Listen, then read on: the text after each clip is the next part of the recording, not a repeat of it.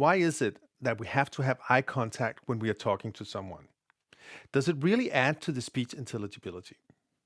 Well, you can sense the mood and more of the meaning of the conversation if you have eye contact, but the acoustics of the voice is also a very important factor. The level of the speech is much higher in front of a person, but the intelligibility is also much higher. This is due to the content of the frequencies in front of the person talking as opposed to behind the person. In this diagram, we see the blue line representing the high frequencies and the red line representing the lows. The green line are the mids. High frequencies are only radiated in front of the person.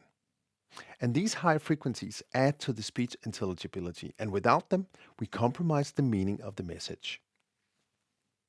If we look at the vertical plane, we will also see a difference in the frequencies.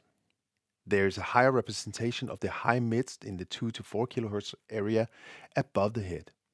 And this is very important to know, as this is where all the consonants are. In the following, we will hear the differences between the positions on a female singer.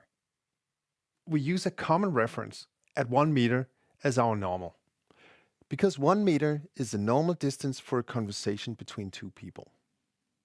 So compared to the reference 1 meter away, a placement on the forehead is close to identical. The forehead position sounds like this. I used to feel so uninspired.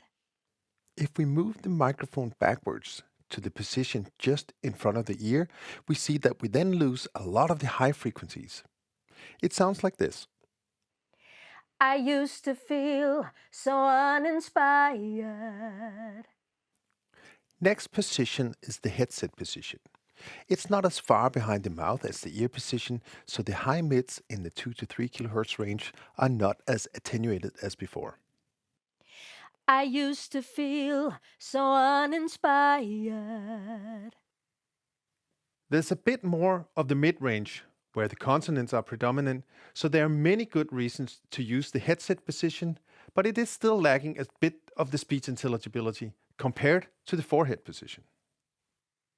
The next position is the typical lavalier position on the chest, which introduces a few challenges. One challenge is that the level of the direct sound of the voice is much lower than on the headset position, and we therefore pick up much more background noise. And frequency-wise, we lose not only the high frequencies, but much more in the mid-range, again compromising the speech intelligibility. I used to feel so uninspired. And again, hear all 4 positions without me interrupting in between. I used to feel so uninspired. I used to feel so uninspired. I used to feel so uninspired. I used to feel so uninspired. So, in order to preserve the natural sound of the voice when you are forced to place the microphone in a less than optimal position, like on the chest, you have to compensate with an EQ.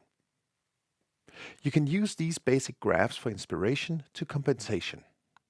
But this will only work for you if you are working with a microphone with a frequency response you already know.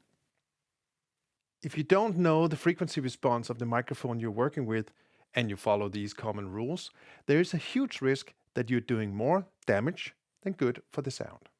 Microphones with a high degree of consistency might be a little more expensive, but it pays off tenfold in post-production.